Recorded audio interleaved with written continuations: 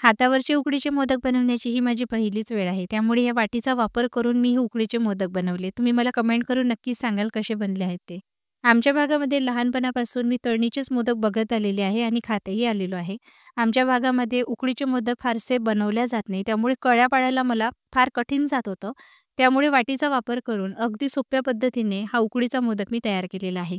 आणि खरंच उकडीचा मोदक तसाही चवीला फारच छान लागतो, पण हा खूप मऊ लुसलुशीत झालेल्या होत्या आणि कळ्यासुद्धा छान पडलेल्या होत्या. इथे मी ओलं खोबरं घेतलेलं आहे.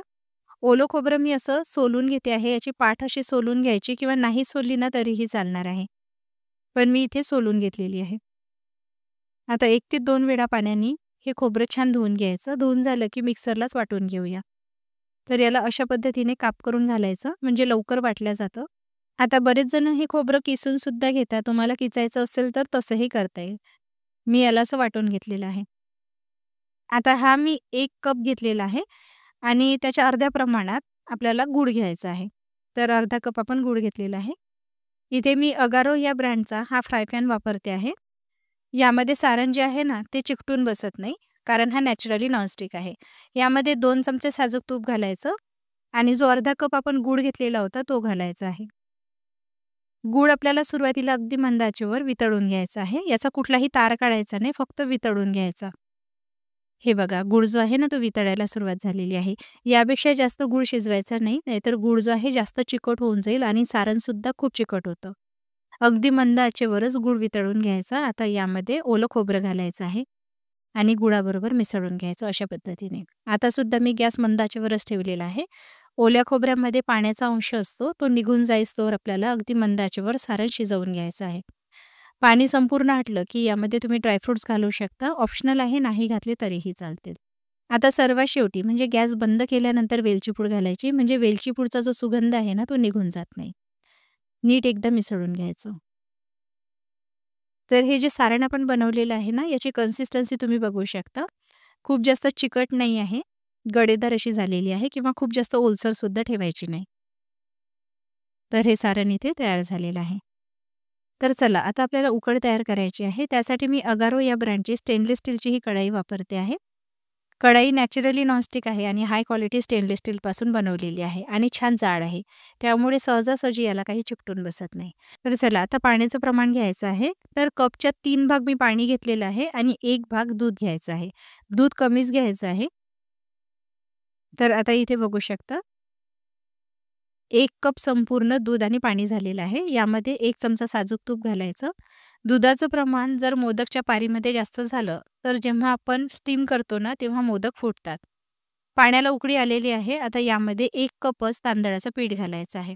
तांदळाचं पीठ ताजं दळलेलं असावं आणि बारीक दळलेलं असावं. तरच पारी मोदक बनवत असताना फाटत नाही किंवा चिरा जात नाही. जुनं पीठ असेल ना, तर पारी जी आहे त्याला चिरा जायला लागतात आणि मोदक नीट बनत नाही. पीठ घातल्या घातल्या गॅस बंद करायचा.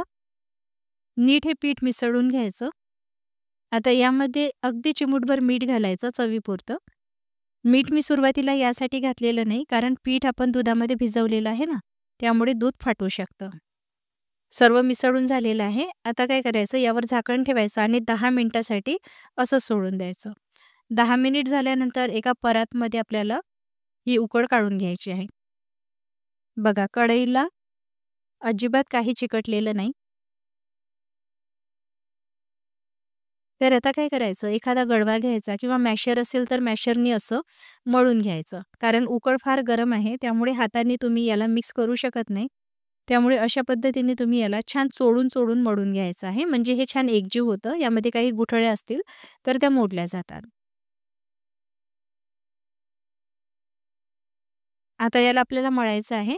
मळत असताना पाण्याचा वापर करावा लागला तर तुम्ही करू शकता. पण तुम्हाला इथे कोमट पाण्याचा वापर करायचा आहे. गार पाण्याचा वापर करायचा नाही.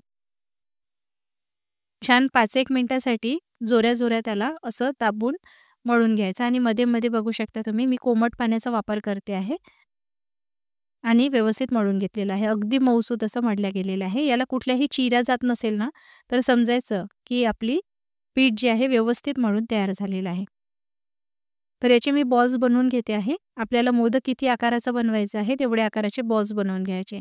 म्हणजे मोदक पटापट बनवल्या जातात, जास्त वेळ जात नाही. तर अशा पद्धतीने सर्व बनवून तयार करायचे आणि झाकून ठेवायचे, म्हणजे हे कोरडे होणार नाही.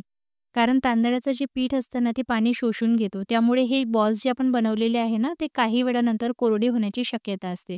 त्यामुळे पहिला मोदक जेव्हा बनवून झाला, त्यानंतर दुसरा मोदक बनवण्याच्या आधी जी पारीसाठी तुम्ही बॉल्स घ्याल ना, ते एकदा पाण्याचा हात घेऊन मळून घ्यायचे आणि नंतर त्याची पारी लाटायची आहे. अशी पातळ पारी लाटून घ्यायची आणि लाटत असताना तुपाचा किंवा तेलाचा वापर करू नका. तांदळाच्या पिठाचा वापर करा. तुपाचा वापर जर कराल ना, तर वाफवून झाल्यानंतर मोदकाचा रंग जो आहे हलकासा काळपट यायला लागतो. आता पारी लाटून झाल्यानंतर अशी जी वाटी असते ना, ती मी घेतलेली आहे आणि यावर अशा आपल्याला कळ्या पाडायच्या आहे बघा. किती सोपं आहे ना कळ्या पाडणं.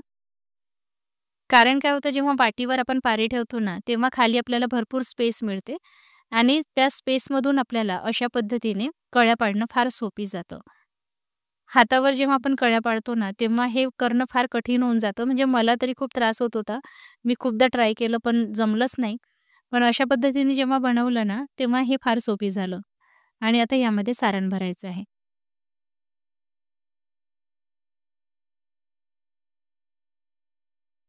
मी तुम्हाला एक मोदक पारंपरिक पद्धतीने सुद्धा बनवून दाखवेल, जसे हातावर कळ्या पाडल्या जातात.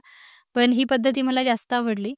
तुम्ही एकदा करून बघाल या पद्धतीने आणि जिथून फाटत असेल ना, तर त्या बाजूनी तुम्हाला असं बंद करायचं आहे. मी पहिल्यांदाच मोदक बनवते आहे, त्यामुळे थोडंफार पारी जी आहे ना, ती माझ्याकडून फाटल्या जात होती. पण काही हरकत नाही. मोदक जो आहे ना, तो छान सुबक बनलेला होता आणि ही सोपी पद्धत असल्यामुळे झटपट असे मोदक तयार झाले. बघा, बघा वरील जी जास्तीची तांदळाची उकड आहे ना, ती काढून घ्यायची अशा पद्धतीने. कसा दिसतोय मोदक कमेंट करून नक्की कळवा. आता मी हातावरचा मोदक बनवून दाखवते आहे. म्हणजे जसा पारंपरिक पद्धतीने बनवला जातो. मध्यभागी सारण ठेवायचं. पारी जशी आपण लाटलेली होती तशीच लाटलेली आहे आणि अशा चिमटीमध्ये पकडून याच्या कळ्या पाडायच्या आहे. या पद्धतीने मी बरेच वेळा ट्राय केलेलं होतं. खूपदा ट्राय केल्यानंतर मला 1-2 मोदक छान जमलेले होते. बघा असं जास्तीचं जे निघालेलं आहे ना ते काढून घ्यायचं आणि मोदक तयार झालेला आहे. असे काही मोदक मी तयार करून घेतलेले होते. आता उकळण्यासाठी खाली पाणी गरम करायला ठेवलं. चाळणीवर मोदक ठेवायचे आणि 10 मिनिटासाठी हाय फ्लेमवर वाफवून घ्यायचे. 10 मिनिटामध्ये आपले उकडीचे मोदक इथे तयार झालेले आहे. चला आता हे मोदक आपण गरमागरम काढून घेऊया. उकडीचे मोदक हे गरम-गरम खायला छान लागतात. वरून तूप घालायला विसरू नका. फार छान लागतात चवीला. गरम खाल ना तर अजून चांगले लागतात. गार झाल्यानंतर सुद्धा छानच लागतात. पण मला गरम-गरम खायला जास्त आवडतात. वरून साजूक तूप घालायला विसरू नका. केशर असेल तर केशरही घालू शकता. मी अगदी साध्या पद्धतीने बनवलेले आहे. दरवर्षी आमच्याकडे तळणीचेच मोदक बनवल्या जातात आणि सारण पुरणाचं भरलं जातं किंवा सुक्या खोबऱ्याचं सारण भरलं जातं. पण म्हटलं यावर्षी आपण उकडीचेच मोदक बनवायचे. त्यामुळे पहिलाच प्रयत्न केलेला आहे. कसा जमला मला कमेंट करून नक्की कळवा. रेसिपी कशी वाटली तेही कमेंट करून कळवा. आवडली असेल तर लाईक, शेअर नक्की करा आणि अशाच रेसिपी पुढेही बघण्यासाठी घरोघरी अन्नपूर्णा या यूट्यूब चॅनलला सबस्क्राईब करा. त्याचबरोबर फेसबुक पेजला फॉलो करायला विसरू नका. आपली लवकरच भेट होणार आहे. तोपर्यंत हा व्हिडिओ बघण्यासाठी तुमचे मनःपूर्वक आभार.